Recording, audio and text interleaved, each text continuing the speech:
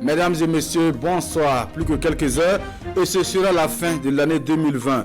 Et à l'orée des fêtes du Nouvel An à Dédougou, marchés, salons de coiffure et autres lieux de distraction sont pris d'assaut par les populations, qui pour vendre, qui pour faire des achats. Le moins que l'on puisse dire, les préparatifs des fêtes de Nouvelle Année vont bon train dans la cité de Bangui. Images et commentaires dans ce journal-là. L'heure est au bilan pour les maires des communes de Bérégadougou et de Tougan. Face aux populations de leur localité, ils font le point de leur gestion de la cité. Malgré la conjoncture nationale marquée par la pandémie à coronavirus, c'est un bilan satisfaisant qui se dégage selon les premiers responsables de ces deux communes à quelques mois de la fin de leur mandat. Des détails dans ce journal. Mesdames et messieurs, bonsoir et bienvenue aux 19h de la télévision du Burkina.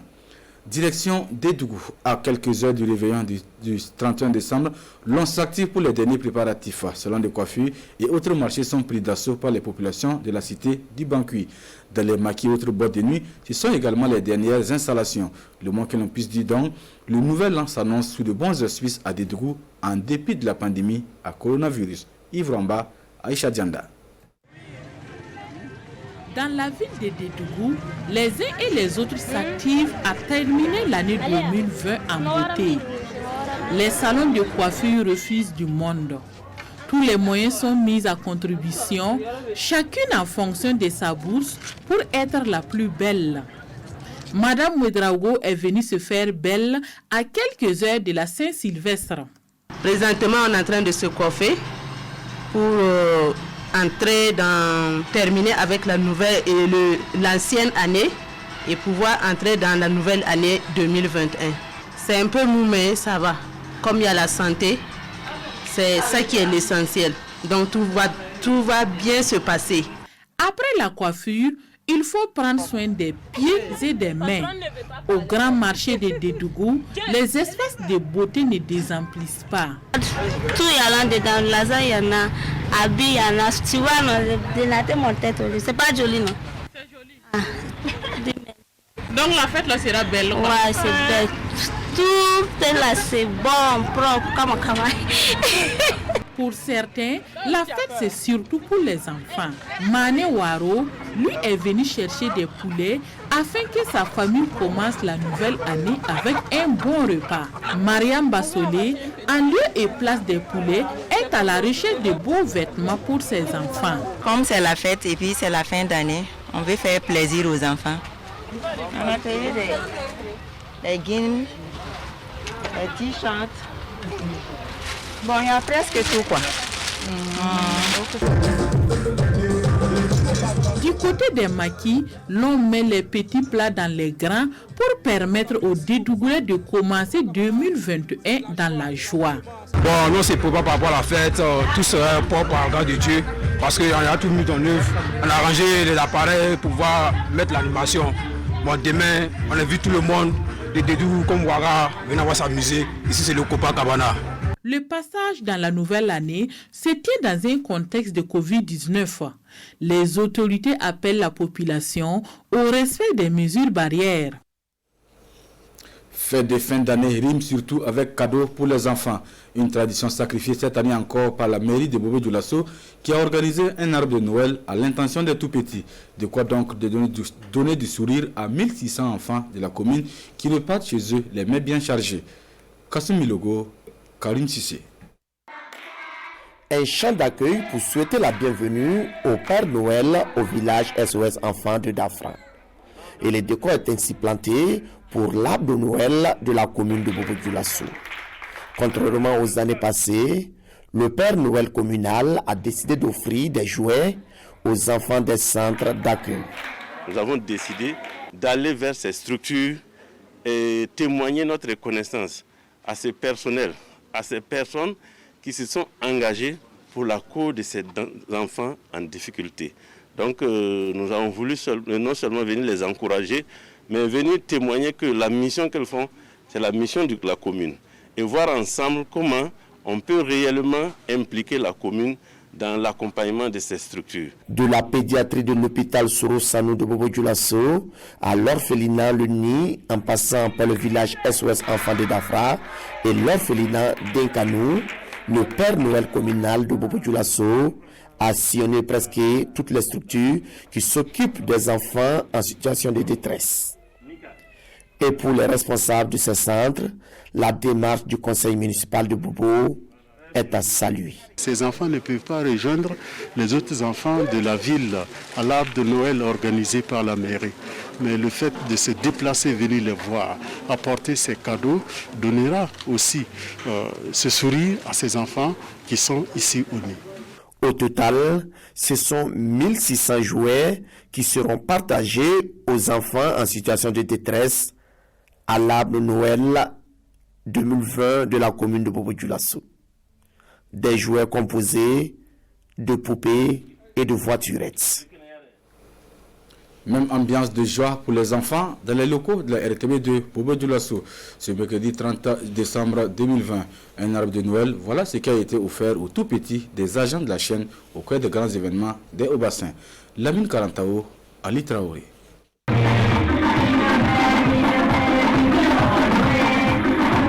C'est la Noël ce mercredi 30 décembre à la RTB de Hauts-Bassins pour les enfants des travailleurs de cette chaîne. Un arbre de Noël organisé par la mutuelle des agents de cette structure au profit de ces tout petits.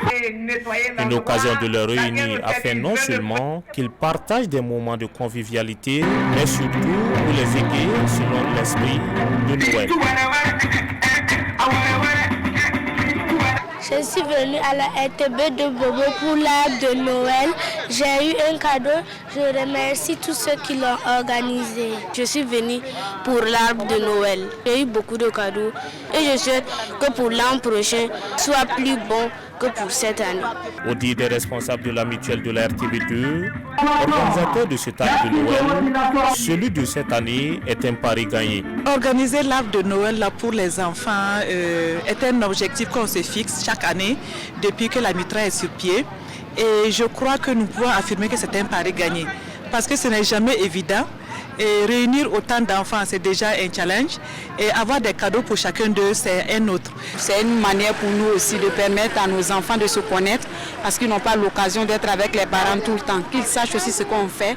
Voilà, donc pour nous, c'est comme nécessaire d'organiser un tel événement. Donc on est vraiment très ravis que Noël 2020 puisse se tenir. Les enfants ont été invités à redoubler d'efforts dans les études car c'est la meilleure façon de remercier leurs parents.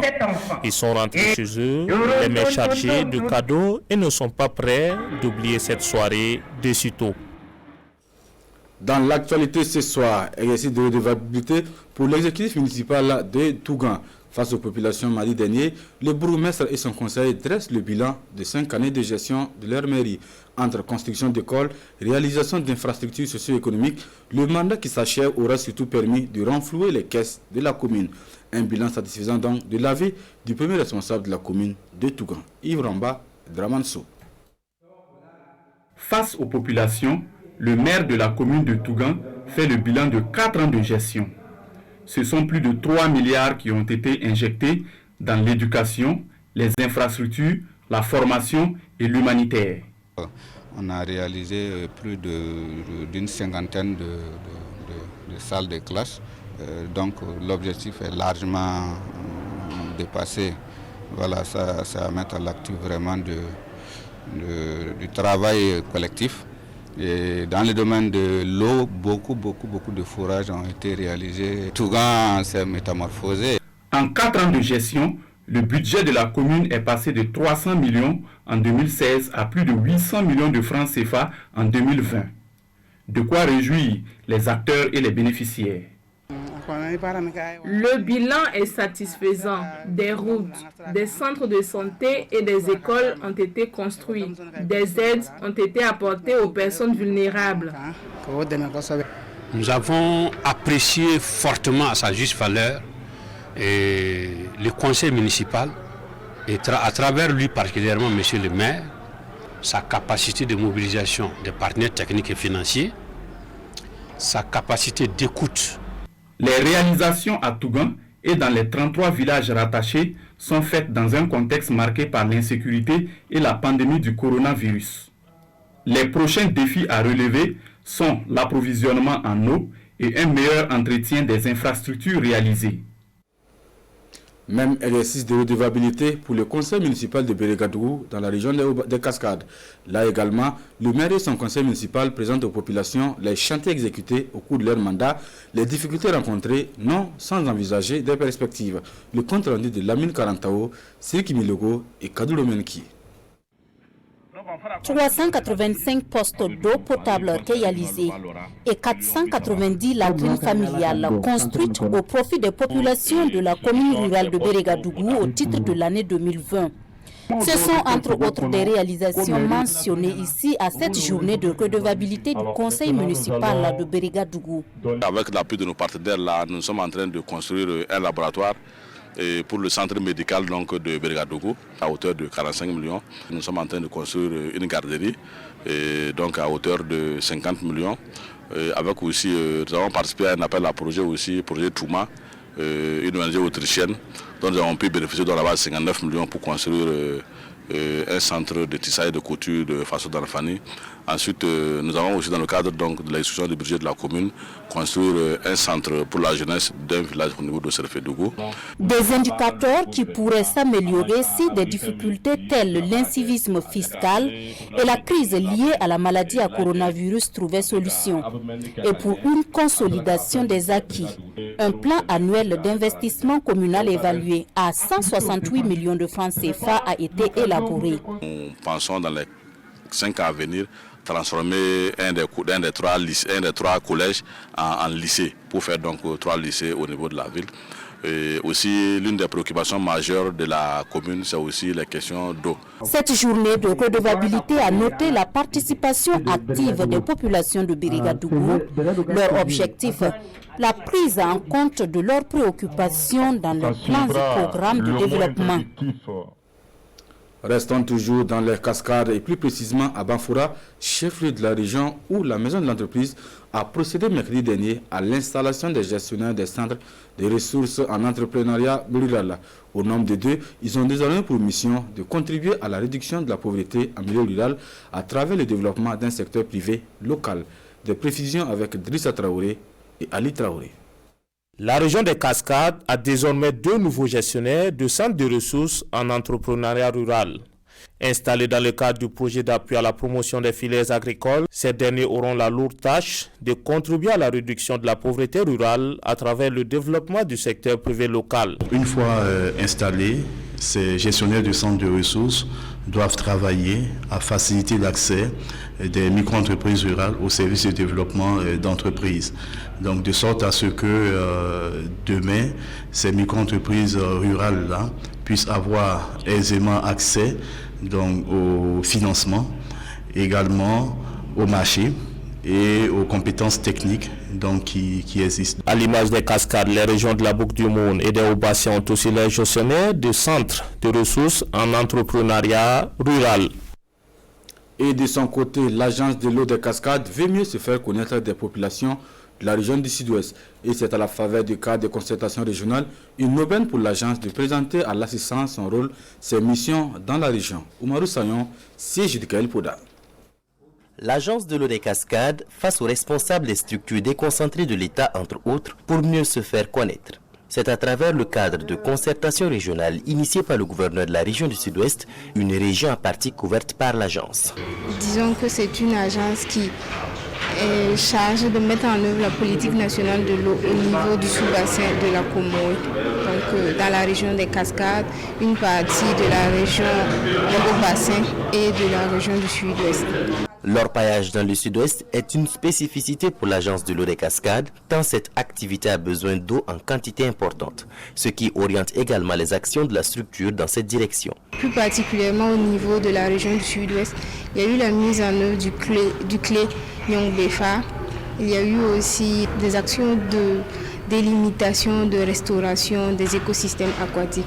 Donc concernant l'orpaillage aussi, on a fait des prélèvements pour suivre un peu la qualité des ressources en eau au niveau de la région. Il y a des actions aussi de sensibilisation, d'information au niveau des orpailleurs. L'agence de l'eau des Cascades passe par la sensibilisation et divers autres moyens pour préserver et entretenir les ressources en eau. Des ressources dont il faut avoir la maîtrise afin de pouvoir planifier et mettre en œuvre de véritables projets de développement. Et c'est ici que s'achève cette édition du 19h sur la télévision du Burkina, la dernière de cette année 2020. Merci de nous avoir suivis tout au long de l'année. Donc, Nathalie Kaouré vous retrouve dans quelques instants pour la grande édition du journal de 20h. Bonne suite de programme sur la RTV et surtout, bonne et heureuse année 2021 à tous et à toutes.